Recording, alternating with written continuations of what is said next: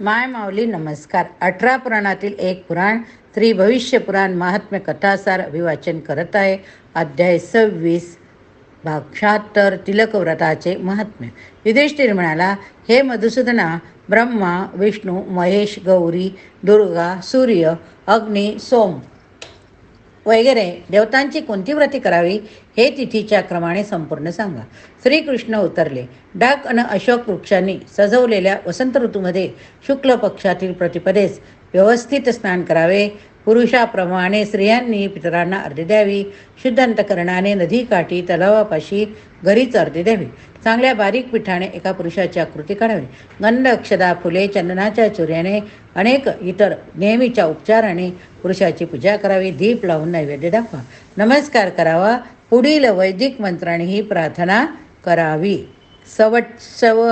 संवत्सरोसी परिवत्सरोसी वत्सरो बिट्सरोसी एवसस्ते दलपंथां कल्पतां नासास्ते कल्पपंचामृत वस्ते कल्पताम संवत्सरवते कल्पताम. याचा अर्थ आपण आता बघूया. हे पितरांनो, तुम्ही संवत्सर, परिवत्सर, इडावत्सर, अभित्सर आहात.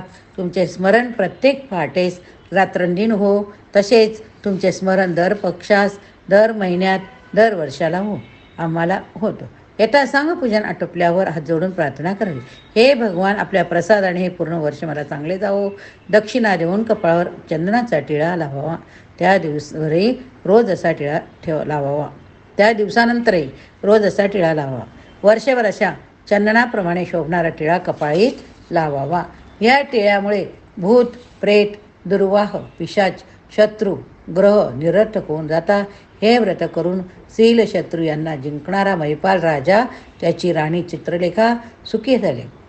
भाग 77 अशोक व्रताचे महात्म्य. अश्विन महिन्यात शुक्ल पक्षातील पहिल्या दिवशी सूर्योदय होताच शुभ पानांनी डवरलेल्या अशोक वृक्षाची पूजा विधिव्रत करावे.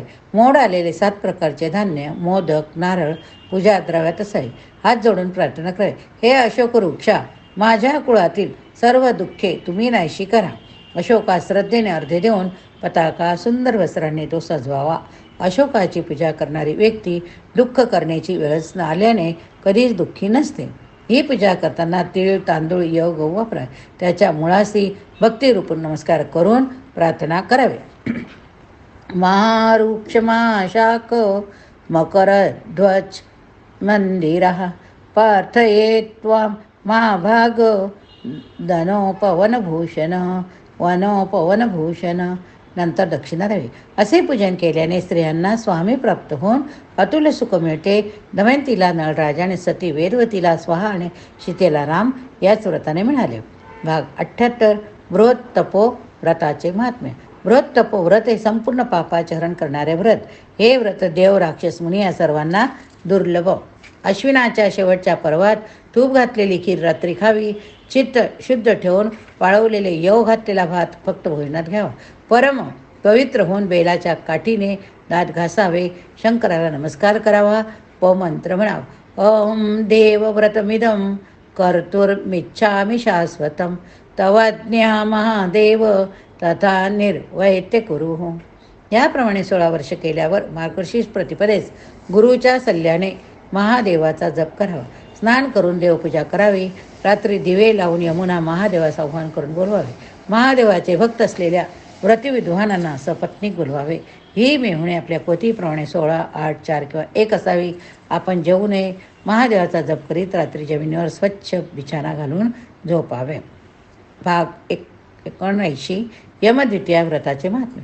श्रावण, भाद्रपद, अश्विन, कार्तिक या महिन्यातील शुद्ध द्वितीया अनुक्रमे कलुषा, ग्रीर्मला, प्रेत संचारा, यमा होत.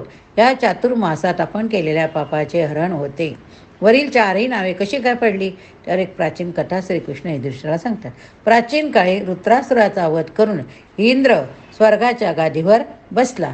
पण ब्रह्महत्येचे पाप दूर कसे करावे म्हणून त्यासाठी त्याने अश्वमेध यज्ञ केला. मग व्रजाने त्याचे 6 तुकडे केले. ते एक एक तुकडे वृक्ष, जल, महितल, नारी, ब्रह्महन अग्नीमध्ये टाकले. हे पाप श्रावण महिन्यातील द्वितीयेस व्यूहरूपाने नारी, वृक्ष, नदी, महितल ब्रह्मांडात उत्पन्न होतात. या पापाच्या निर्मलीकरणामुळे श्रावणातील द्वितीया कलुषा म्हणून प्रसिद्ध. पूर्वीच्या काळी मधु कैटप राक्षसांच्या रुधिराने द्वितीया भंगण होते, म्हणजे द्वितीयेला त्याचा वध झाला. त्यामुळे सर्व नद्यांमळाचा पूर झाला. अग्नीच्या धुराच्या शिखेस मळच म्हणतात. गिरा, भारती, वाणी, वाचा, मेधा ही सर्व सरस्वतीची नावे, म्हणून पापरूपी मळाला वाहून नेत असल्याने ही तिथी गिरमला म्हणून ओळखली जाते. आणखी अनेक कारणाने अर्थाने द्वितीयेचे नाव गिरमला होय. प्रेतांना पितर म्हटले. पितरांचा संचार ज्या द्वितीयेस होतो ती प्रेतसंचारा या नावाने अश्विनमध्ये येते. कार्तिक महिन्यातील शुद्ध द्वितीया यमद्वितीया या तिथी यमाची बहीण यमाला आपल्या घरी बोलावून स्वतः केलेले भोजन वाटते. नरकातील प्राणी आत्मे त्यांच्या पाप्याच्या बंधनातून सुटता, त्या आनंदात स्वच्छंदपणे भटकता, प्रसन्नतेने नृत्य करता, म्हणून यमराज्यात या दिवशी संतोषाचे वातावरण असते. यासाठी या तिथीस यमद्वितीयेच्या दिवशी आपल्या घरी जेवू नये. आपल्या बहिणीच्या घरी जाऊन तिच्या हातचे पुष्टिकारक भोजन करावे. तिला सुवर्ण अलंकार वस्त्रे द्यावी. असे सर्व बहिणीकडे करावे. जर सखी बहीण नसेल तर चुलत बहिणीकडे जावे. ती नसेल तर मामी बहिणीकडे जावे. असेही भोजन पुष्टी वाढवणारे, यश देणारे, आयुष्य वाढवणारे, धर्म काम अर्थही वाढवणारे परमधन्य होत. जर भोजन बहिणीने भरवले तर ते अतिशय उत्तम सुखकारक होय. भाग 80. अशून्य शयन व्रताचे महात्म्य. जेव्हा जगताचे स्वामी विष्णू लक्ष्मीसह शयन करतात ती तिथी अशून्य शयन होय. या व्रताला अशून्य शयन व्रत म्हणतात. या व्रतात दंपतीत म्हणजे दोघात परमप्रेम असावे लागते. ते दोघे दीर्घायुष्य हवे. या व्रतामुळे स्त्रीला कधी वैधव्य येत नाही, पुरुषाला विधुरावस्था येत नाही. हे व्रत कसे करावे ते पुढील प्रमाणे सांगतोय. श्रावणातील कृष्ण पक्षाच्या द्वितीयेच्या रात्री हे व्रत करावे. नदी, तलाव, घरीच स्नान करावे. भक्तिभावाने पितरांना, थोर माणसांना, देवांना अर्धे द्यावी. मातीचा चौथरा बनवा. त्यावर विष्णूचे षोडोपचारी पूजा करावी. नमस्कार करून पुढील मंत्र म्हणावा. ईममुच्चारे येन मंत्रं प्रणम्ये जगतापतिं श्रीवत्समरीर्चिकां श्रीदांची पते वेह गार्हस्थ्यं मा प्रणशां मे यातु धर्मात् कादम् अग्नयो या प्रणश्यन्तु मा प्रणश्यन्तु देववाः पितरो न प्रणयन्तु मत्ता दाम्पत्यभेदतः.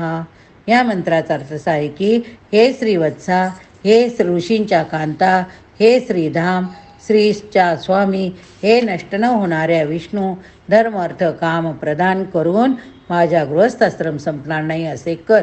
अग्नी, देवगण, पितरे यांच्याकडूनही गृहस्थाश्रम संपवून देऊ नको. तुम्ही ज्याप्रमाणे लक्ष्मी रहित कधी होत नाही त्याप्रमाणे जन्मजन्मांतरही माझी पत्नीपासून ताटातूट होऊ नये. चंद्र उगवल्यावर परत स्नान करावे. पंचद्रव्यासहित दक्षिणा दान करावी. असे 4 महिने करावे. कार्तिक महिना लागला की पाण्याचा कुंभ व पूजा केलेला विष्णू दान करावा. चंद्राला दही, अक्षदा, कंदमुळे, फळे, रत्ने, सुवर्ण यांचे अर्धे द्यावे. जो हे व्रत आचारतो त्याचे गृहसौख्य 3 जन्म नष्ट होत नाही. भाग 81. गोष्पद तृतीया व्रताचे महात्म्य. भाद्रपद शुद्ध तृतीयेला उपवास करून चतुर्थीचे गोपाळ व्रत करावे. हे व्रत पुरुष किंवा स्त्री या दोघांनाही करता येते. स्नान करून गायीच्या खुरांचे पूजन करावे. तिचे अंग शेपटीच्या गोंड्याचे पूजन करावे. भक्तिभावाने सकाळी दुपारी अनेक देऊन तेल मीठ नसलेले, आगीवर न शिजवलेले पदार्थ भोजन करावे. गावाच्या वेशीतून बाहेर जाणाऱ्या, आत येणाऱ्या गायींना अर्धे देऊन पुढील मंत्र म्हणावा. माता रुद्रानाम दुहिता वसुनाम स्वास्ता आदित्य नानामृतश्च नाभि प्रणो ओचचिकी सुर्ष जनाय या गायनागदितीं व्यदिष्टः. या मंत्राचा अर्थ रुद्राची माता, वसूची दुहिता, आदित्याची स्वसा असलेल्या गायी, तुम्ही अमृताची नाभी आहात. आमच्या अभिष्टाच्या प्रतिकूल होऊ नका. अदिती कामाचा वध करा. गाओ मे अग्रतः संतु गाओ मे संतु पृष्ठतः गाओ मे हृदय संतु गवामध्ये वसाम्यहम. हाही मंत्र म्हणावा, म्हणजे गायी माझ्या मागे आणि पुढे असो, गायी माझ्या हृदयात असो, अनेक गायींच्या मध्यभागी मी राहू. पंचमीला रागरहित होऊन दूध दह्यांचे भोजन करावे. पीठ, फळे, पालेभाज्या, तीळ, अन्नाचे भोजन करावे. रात्री मोकळेपणे झोपावे. दुसऱ्या दिवशी सकाळी हिरण्यमय गोपद दान करून गायीचा नाथ गोविंद याचे पूजन करावे. हे व्रत केल्याने यहलोकीचे भाग्य, रूप लावण्याची प्राप्ती होते. गायी, धनधान्य, ऊस, संतती यांची घर गोकुळाप्रमाणे भरते. मृत्यूनंतर स्वर्ग मिळतो. बराच वेळ स्वर्गातील सुख उपभोगल्यावर व्रत करणारा माणूस विष्णुपुरात जातो, तर स्त्री सावित्री लोकात जाते. भाग 82. हरिताली तृतीया व्रताचे महात्म्य. भाद्रपद शुद्ध तृतीय हरकाली म्हणजेच हरिताली पूजनाचे व्रत. तिचे म्हणजेच गौरीचे षडोपचारीने पूजन करावे. गाणी म्हणत जागरण करावे. कथाही त्या रात्री करावी. सुवासनीच्या करवी पवित्र जलाशयामध्ये जावे. हरिकला गौरीची विसर्जन करावे. युधिष्ठिराने विचारले, हरी तुला का कोण? तिच्या पूजनाचे महत्त्व काय? तेव्हा श्रीकृष्ण उतरले, हरितालिकेची कथा सर्व पापांचा नाश करणारी. दक्षाची एक मुलगी काली नावाची होती. ती रंगाने काळी म्हणून निळकमळासारखे तेज असलेली. तिचा विवाह शंकराशी झाला. विवाहानंतर एकदा सर्व गण असताना शंकर तिला म्हणाले, हे काजळासारखे असलेले स्त्रिये इकडे ये. तेव्हा ती रागवली, म्हणाली, भूलोकीच्या सर्व दुःखी स्त्रिया आपली दुःखे नष्ट व्हावी म्हणून माझी पूजा करता. आपण दर्शन दिल्याने त्यांची दुःखे नष्ट होता. तेव्हा सुख, संभोग, रूप, लावण्य, संपदा, पुत्र, सौभाग्य यांचा लाभ करून देणारे व्रत मला सांगा. तेव्हा ईश्वर म्हणाले, माघ शुद्ध तृतीयेचे व्रत करून मूक पाय धुवावे. उपवास करून मध्याह्नीच्या वेळी बेल, आवळे यांनी युक्त पानाने स्नान करावे. धुतलेली वस्त्र घालून षडोपचारी देवीची पूजा करावी. एक घटिका दीप लावून तांब्याच्या भांड्यात पाणी, अक्षदा, मिश्र, मध घालावा. ते तांब्याचे भांडे दान द्यावे. मनामध्ये मनोरथाचा विचार करावा. डोक्यावर मंतरलेले पाणी शिंपडावे. नमस्कार करावा. तीर्थ घ्यावी. तीर्थाचे आचमन करून जमिनीवर त्या रात्री झोपावे. उमादेवीचे ध्यान करावे. दुसऱ्या दिवशी विद्वानांना पूजून मौन पाळून जेवावे. माघात त्याप्रमाणे पूजा करावी. पुढच्या महिन्यात पार्वती या नावाने, तिसऱ्या महिन्यात शंकरप्रिय नावाने, चौथ्या महिन्यात स्कंदमाता या नावाने, पाचव्या महिन्यात कालिका या नावाने, सहाव्या महिन्यात दुहिता या नावाने, सातव्या महिन्यात मैनाकी या नावाने, आठव्या महिन्यात कात्यायनी मैनाकी या नावाने, नवव्या महिन्यात हिमद्रिजा नावाने, 10व्या महिन्यात सौभाग्यदायिनी नावाने, 11व्या महिन्यात परागौरी नावाने देवीची पूजा करावी. कुशदर्भाचे पाणी, दूध, तूप, गोमूत्र, गाईचे शेण, फळ, लिंबाची पाने, कटहारी, दही, पंचगव्य, पालेभाज्या या अनुक्रमे पूजेत वापराव्या.